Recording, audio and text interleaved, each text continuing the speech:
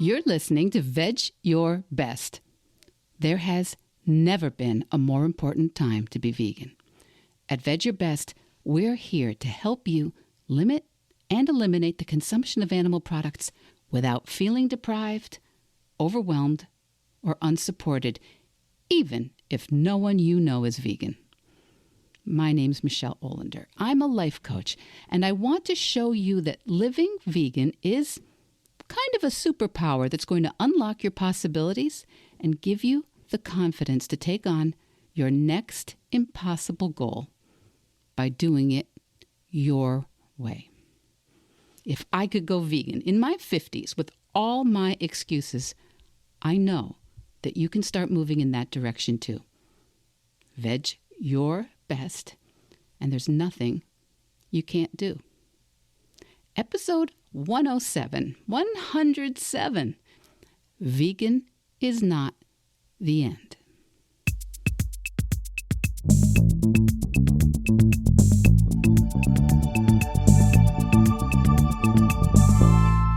Hi, Veg Heads, Veg Your Besties. Welcome and welcome back to the podcast. You know, it's been a busy summer and a really beautiful September, but I think summer is actually coming to an end for me here. The hummingbirds that we tend to from around mid-April are migrating back south, and I think that is a pretty clear demarcation that the season's over. The swallows are having meetups on the telephone wires and on the beach fences, and the sun is for sure at a different angle, and the days are shorter. And you know what I've been doing with this change in seasons, and because now I'm seeing at the end of my calendar that the holidays are coming up. The holidays even start for some of us early. Some people, some of my clients are Jewish and celebrate and mark the New Year, the Jewish New Year, and Yom Kippur. And so that's coming up in a week or so. And I've been kind of a nudge. I've been bugging a lot of my clients to set some really specific and exciting goals. And a lot of them are saying, why? Why, Michelle? And I'm thinking, why not? Why not?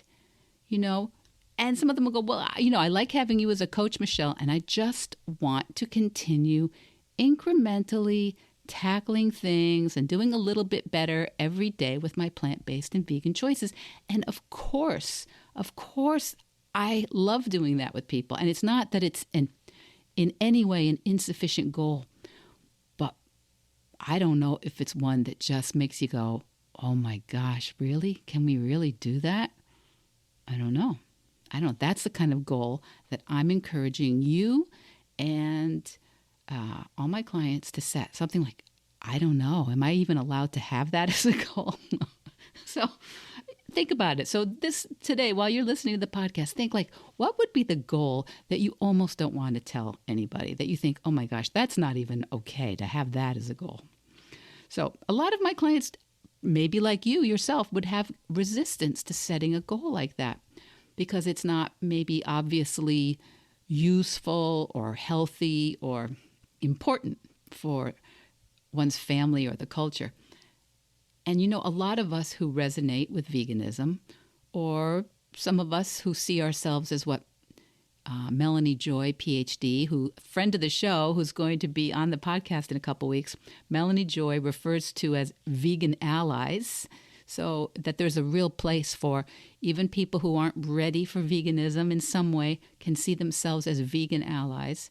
A lot of us have really strong concerns about health and environmental impact and limiting and ending animal cruelty.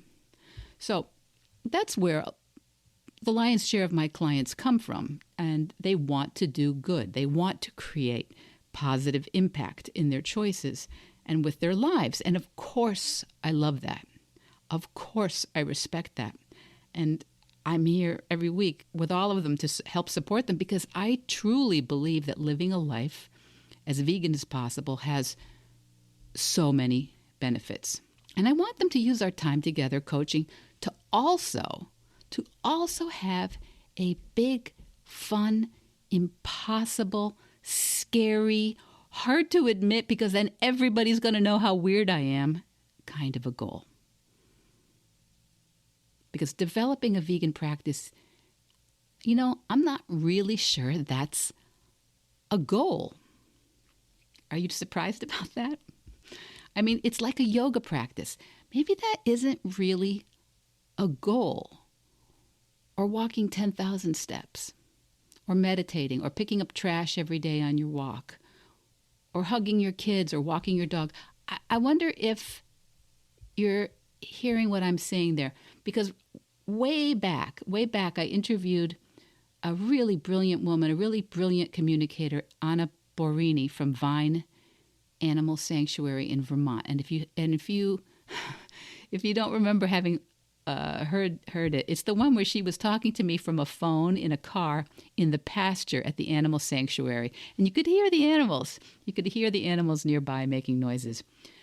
So Anna said at Vine Sanctuary, and it's spelled V-I-N-E, Vine, at Vine they say that the acronym V-I-N-E was for Vegan is Next Evolution. And that was aimed at people who were still maybe new in their vegan practice. But for humans who had absorbed that and had begun moving more and more confidently in a vegan lifestyle, Anna said Vine, V-I-N-E, stands for Vegan is Not Enough. And I recently heard Colleen Goudreau say, maybe many of you know her as the joyful vegan. Colleen Goudreau said recently, vegan is not the goal for her. And I thought that was super interesting, and it reminded me of what Anna said. And in her case, Colleen Goudreau said compassion is actually her goal. And veganism is one of the ways that she practices and moves toward that goal of compassion. So, and that's kind of what I think, when we pick up trash on the beach. As some of you know, that's kind of an obsession of mine. Picking up all the little plastic water bottle caps. Please, people, all of us really need to, I've used them too. All of us really need to minimize our single-use plastics. And congratulate yourself every single time you don't use one. Really, give yourself a high five every single time you don't use one. But anyway, so she was saying compassion is her goal. Veganism is one of the ways she practices it. Picking up trash can be one of the ways you practice your commitment to the environment. There are so many small things that we can do, and they are practices: walking, yoga, stress reduction, meditation. These are things we do with the goal of maybe creating a more peaceful life, maybe creating a healthier life, maybe creating a more peaceful and healthy family community for ourselves.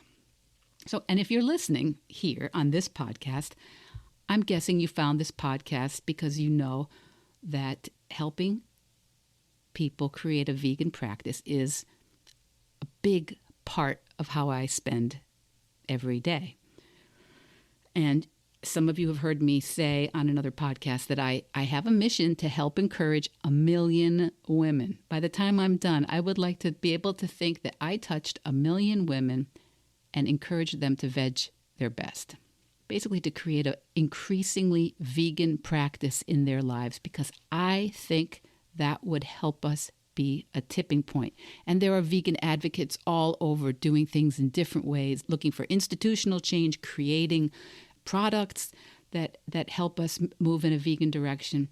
But when I visualize my work, I visualize it reaching all these women, 1 million moms, 1 million wives and grandmothers and daughters, and 1 million business partners and entrepreneurs and teachers and healthcare providers, to help all these women, many of whom like the idea, think it's a great idea, and just are overwhelmed by what it would mean to them, what it would mean to try to implement a vegan practice in their already busy lives.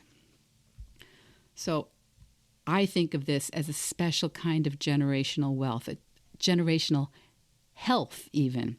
All these women vegging their best, a link between the the worlds we grew up in, the traditions, the food traditions and the food ideas, even the scientific ideas that we absorbed about eating animals. And with this link to the future, unleashing a cascade of compassion, a cascade of concern for the way our tiniest, our most banal day-to-day choices, even snacks, they're impacting our families. If everyday women like myself can demonstrate that a vegan practice is normal, natural, even necessary, it's going to change the world. Now, I can't change the world, but as a coach, I have learned that just by showing up for people and letting them sometimes borrow my belief in them, showing them that they don't have to do it anyone else's way. There are no rules except the ones they want to make for themselves. That is, I happen to know, life-changing for people. People's lives can and do change when they start to think new things. So, that's my mission, to encourage you all to keep making vegan choices, even if your choices are not yet exclusively vegan. That is why I get up. That is why I get this podcast recorded. This is why I make offers to work with people one-on-one. But even for me, it's not my goal. Veganism is not my goal. It's the way I choose to live, for sure, because I believe there is no downside, and it only benefits the future. And when I work with clients one-on-one, I don't really encourage them to have veganism as a goal either, because I never want them to think that even for a minute that they're bad at being vegan or that they failed at veganism. And even that they succeeded at veganism, because, it's not one and done. There's no there. We've talked about that before, right? But it's also not pointless. Even if you are falling short of your vegan or plant-based ideals sometimes, even most of the time, it's not pointless. It can still work. The next best choice. And you know what? There's always another choice to be made. And it's always just another choice.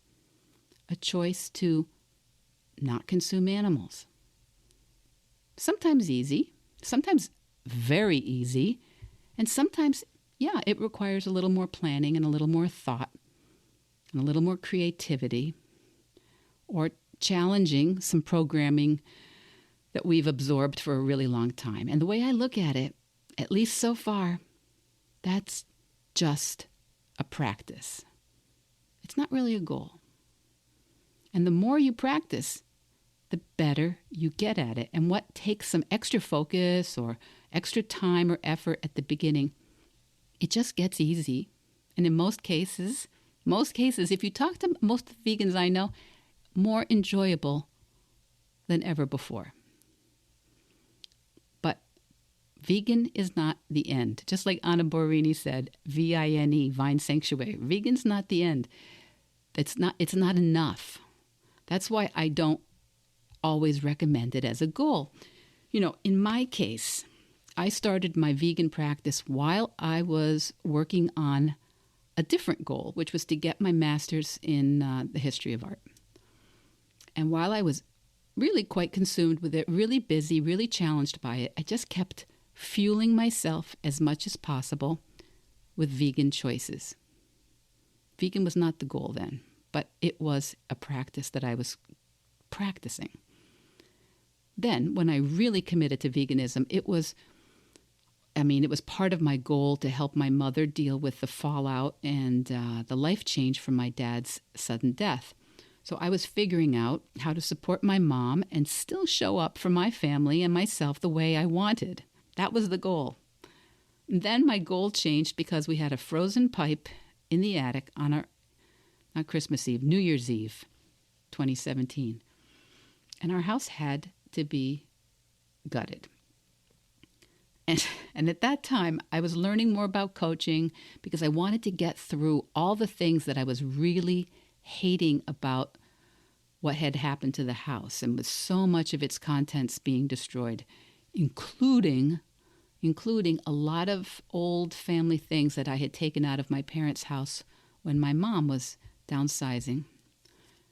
And it was at that time that my coach said, I wonder if just getting through things is the greatest goal you could have. And at the time, I was like, what do you mean? I just need to get through this. And she was like, yeah, but is that really a goal? Or is that just going to be a day-by-day practice for you? And that was hard to argue with.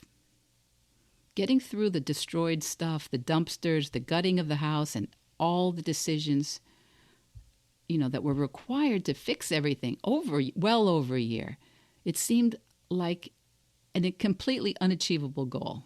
But I had made a series of goals with my coach of things that I wanted just for me that had nothing to do with just getting through the renovation. And the most lasting of which of those goals was a very structured reading plan in history that mattered to no one but me. And then studying life coaching, which ended up with me getting certified as a life coach just because I wanted to know more. Honestly, I didn't tell anyone I was doing that because I thought these are the kind of goals I'm talking about. Goals that you just go, oh, I don't even know if that's a goal. I don't even know I don't know if that should be a goal. So if you're thinking that your goal is to start or restart or to invigorate your vegan or plant-based practice, yes, you are in the right place. 100%. You're in the right community. Keeping our awareness on how to make choices that limit or eliminate cruelty to animals, yes, that's what we focus on day to day. And you can do that as a practice while having your own crazy goal, amazing goal, spine-tingling goal, a goal that only matters to you, a goal that doesn't have to be good for your family, though I bet it will be, and a goal that doesn't have to be good for your community, but I bet it will be, because when we show up for the spark, that enthusiasm, that uniqueness that is our birthright, I think it's good for everyone. Because it gives the people around us the idea that not only is compassion to animals and a vegan practice natural and normal and necessary, so is doing what you love and doing what astonishes you and what lights you up, even if it's only for a few minutes a day. It has become very normal now for midlife women to sort of, out of the blue, take on a big fitness challenge or a road race or a marathon. And I love that. I do. I love that. The mother of one of my son's best friends has been training for an upcoming big race, and she's been showing up for it on a consistent basis. And I believe her goal is the Seattle Marathon in November. Amazing. I love that. I love that women of a certain age are believing themselves into that kind of feat of endurance. And it's not, even though it might be remarkable with an individual woman that you didn't see wanting to do that, it's not that astonishing now in our society. But marathons are not the only challenge out there for us. For us women, for women of a certain age, there can also be deliberately creating a series of artworks or drawing up the plans for a nonprofit agency or learning Chinese or taking martial arts training or learning to sail. These are just some of the ones I've talked to people about recently. Writing a family memoir, changing careers, I don't know, starting a podcast. Well, that was one of mine. Again, a goal I didn't really want to tell anybody because I was like, oh, they're just going to think I'm crazy. And here I am. I think this is, what did I say? Episode 107? Over 2 years. So right now I have a very weird goal, and I'm going to tell you about it. The goal is to finish my book. Yes, that's still there. and then to go on a book tour and be interviewed about my book in a few languages other than English. I know. Who cares? Nobody else would care. What difference would it make? I don't know. Maybe none. Maybe zero difference to the book or to the reception that the book gets.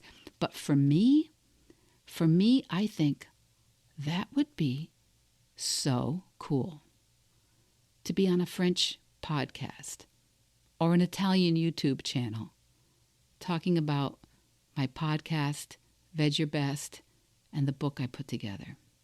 Or maybe on a Spanish language show. I bet between my daughter-in-law and my friend Tina, they could get me into shape for that. I don't know, maybe. I don't know, but it's a goal. It's a goal that's just for me, even though no one else will care. No one. And if you want to know a big difference between me in the past and me now, it's admitting publicly things like that. And all along the way, I'm vegan. Still vegan.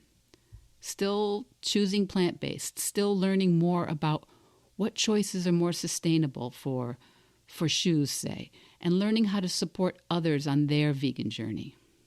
Learning how to grow this podcast. All along the way, I'm still coaching my clients and hopefully creating some other ways to encourage all of you to veg your best and to help the folks around you to veg their best. The best way I've found to get people to commit to a vegan practice is to help them get practice being vegan. It's really simple. Until you practice it, until you see that it's possible, it's kind of hard to just go make that a goal. And is it the goal? I don't know. If it's something you want help with, if there's something that's standing in your way, or if there's someone you know who might want some support, that's what I do. That's what we do here. So let's have a conversation on the phone, sure. On a Zoom call, WhatsApp, I've got that too. Voxer, I've got that. Even one conversation, I'm pretty sure, I think I can promise this, will give you some strategy and some awareness of what your next steps could be to veg your best. And still go after something that's going to blow your mind. Blow your mind just for you.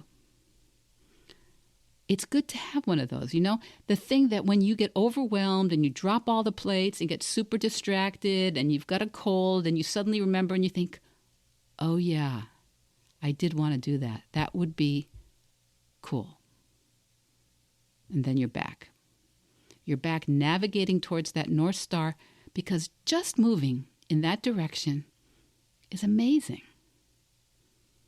Yes, I know you think it should be practical or beneficial to your family or your community or your health. But honestly, if it lights you up, I'm pretty sure that it's going to be great for all of us. And if you're kind of afraid or embarrassed to say it out loud, then I know we're on the right track. Okay. Veg Your Besties. Vegan is not the end. Vegan is not enough. Vegan is not the goal. But it's the way. All right? It's the practice. Let's come up with something really exciting for this, the next 8 weeks, 12 weeks, 100 days. Pick a time frame and then let me know. Email me, message me, Instagram, one of my posts, comment on it, what your goal is, what you want to use to excite yourself, blow your own mind this year, okay? Because I'm in this right with you. Okay, Veg Your Best. Veg Your Best podcast production, music, and editing by Charlie Weinshank. Thanks, Charlie. Before you go, it would mean so much to me and the Veg Your Best team if you would hit subscribe, leave us a 5-star review, or share with someone you think might be interested. Something about algorithms, it helps bump us up a little in the rankings, and that's the best way to help others find the podcast and for us to find our audience. So Until next week, make it easy and veg your best.